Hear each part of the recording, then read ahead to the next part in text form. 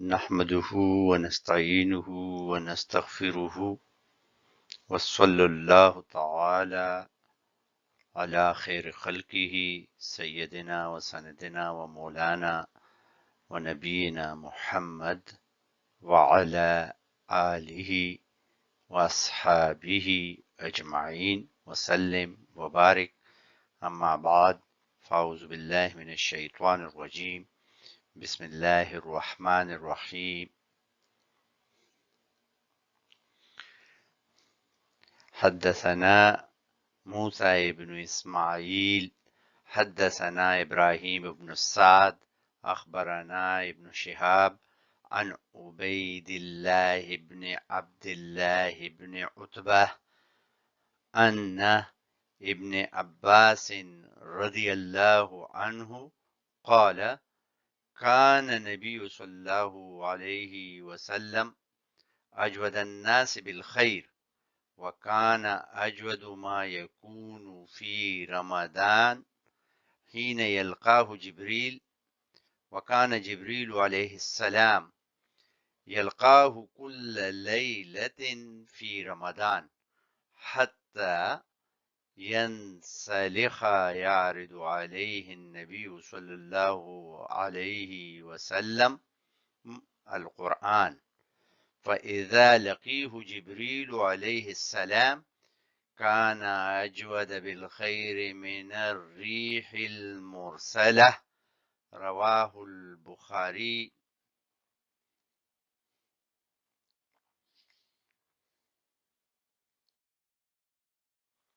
عبداللہ ابن عباس رضی اللہ عنہما نے کہا کہ نبی کریم صلی اللہ علیہ وآلہ وسلم سخاوت اور خیر کے معاملہ میں سب سے زیادہ سخی تھے، اور آپ صلی اللہ علیہ وسلم کی سخاوت اس وقت اور زیادہ بڑھ جاتی تھی جب جبریل علیہ السلام آپ صلی اللہ علیہ وآلہ وسلم سے رمضان میں ملتے۔ جبرائیل علیہ السلام نبی کریم صلی اللہ علیہ وسلم سے رمضان شریف کی ہر رات میں ملتے، یہاں تک کہ رمضان گزر جاتا۔ نبی کریم صلی اللہ علیہ وآلہ وسلم جبریل علیہ السلام سے قرآن کا دورہ کرتے تھے۔ جب جبریل علیہ السلام آپ صلی اللہ علیہ وآلہ وسلم سے ملنے لگتے تو آپ صلی اللہ علیہ وآلہ وسلم چلتی ہوئی ہوا سے بھی زیادہ بلائی پہنچانے میں سخی ہو جایا کرتے تھے۔ یہاں پر ہم حدیث شریف کے متن کی تھوڑا سی سمجھنے کی کوشش کرتے ہیں کہ ان ابن عباس رضی اللہ عنہما، یہاں پر انہو لکھا ہوا ہے، یہاں پر انہما ہونا چاہیے، یعنی عبداللہ ابن عباس رضی اللہ تعالیٰ عنہما، اور کہا ہے اوریجنلی عبداللہ رضی اللہ تعالیٰ عنہ نے، اور ان کے والد عباس رضی اللہ تعالیٰ عنہ ہیں۔ قال، انہوں نے کہا، کان نبی صلی اللہ علیہ وآلہ وسلم اجود الناس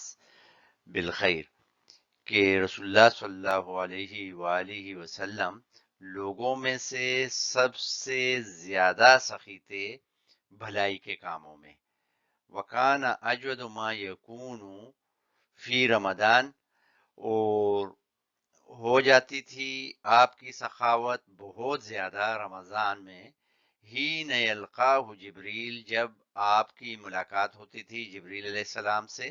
وکان جبریل علیہ السلام یلقاہ کل لیلہ، اور جبریل علیہ السلام کی ملاقات ہر رات ہوتی تھی آپ صلی اللہ علیہ وآلہ وسلم سے، فی رمضان، رمضان میں، حتی ینسلخ، یہاں تک کہ رمضان ختم ہو جاتا۔ یارد علیہ نبی صلی اللہ علیہ وآلہ وسلم القرآن، اس میں رسول اللہ صلی اللہ علیہ وآلہ وسلم کے ساتھ جبریل امین دور کیا کرتے تھے اس وقت تک جو کہ قرآن پاک نازل ہو چکا تھا۔ فَإِذَا لَقِيهُ جِبْرِيلُ، اور جب ملاقات ہوتی تھی جبریل علیہ السلام کی، کانا، تو ہو جاتے تھے، اجودا، رسول اللہ صلی اللہ علیہ وآلہ وسلم سب سے زیادہ سخی، بالخیر، خیر کے کاموں میں، من الریح المرسلہ، اور آپ کی سخاوت تیز چلنے والی ہواؤں سے بھی بڑھ جاتی تھی۔ اس حدیث مبارک سے مجھے اور آپ کو دو تین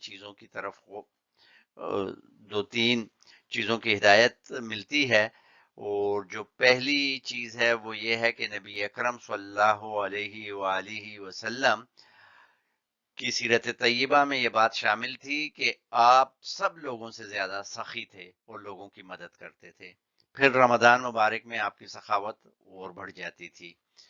اور پھر جب آپ قرآن پاک کا دور کرتے تھے جبریل امین علیہ السلام کے ساتھ، تو نبی اکرم صلی اللہ علیہ وآلہ وسلم کی سخاوت میں مزید اضافہ ہو جاتا تھا۔ یہ حدیث مبارک سے سیکھنے کا میرے اور آپ کے لیے یہ ہے کہ اب رمضان کریم آ رہا ہے، ہمیں چاہیے کہ نبی اکرم صلی اللہ علیہ وآلہ وسلم کی سیرت کے مطابق اپنے آپ میں سخاوت کی صفت پیدا کریں۔ اور قرآن پاک کی سب سے بڑی خاصیت یہ ہے کہ جب ایک انسان قرآن مجید کی آیات کو سمجھنا شروع کر دیتا ہے تو قدرتی طور پر اس میں سخاوت پیدا ہو جاتی ہے، اور جوں جوں قرآن پاک کی سمجھ بوجھ بڑھتی چلی جائے گی، انسان اتنا ہی زیادہ سخی ہوتا چلا جاتا ہے۔ تو ہمیں چاہیے کہ نبی اکرم صلی اللہ علیہ وآلہ وسلم کی سنت کی پیروی کرتے ہوئے اس رمضان میں قرآن پاک کا دور بھی کریں، ایک دوسرے کو بھی سنائیں، اس کی غلطیاں ٹھیک کریں، اور تدبر کے لیے کچھ وقت نکالیں، قرآن پاک پر فکر کرنے کے لیے کچھ وقت نکالیں، راتوں کو جو ہے قرآن پاک تراویح میں پڑھیں اور رات کی نمازوں میں قرآن پاک کی تلاوت کریں، اور اس کا اثر ہماری زندگیوں پر یہ ہونا چاہیے کہ اس پر عمل کریں، اور خصوصاً ہماری مالی امداد میں غریبوں کے لیے اضافہ ہو جانا چاہیے۔ مجھے اور آپ کو اللہ تبارک و تعالی عمل کی توفیق عطا فرمائے۔ ایک دفعہ نبی اکرم صلی اللہ علیہ وآلہ وسلم پر درود شریف پڑھ لیں۔ اللہم صلی علی سیدنا و مولانا محمد وعلی آل محمد کما صلیت علی ابراہیم وعلی آل ابراہیم انک حمید مجید برحمتک یا ارحم الراحمین۔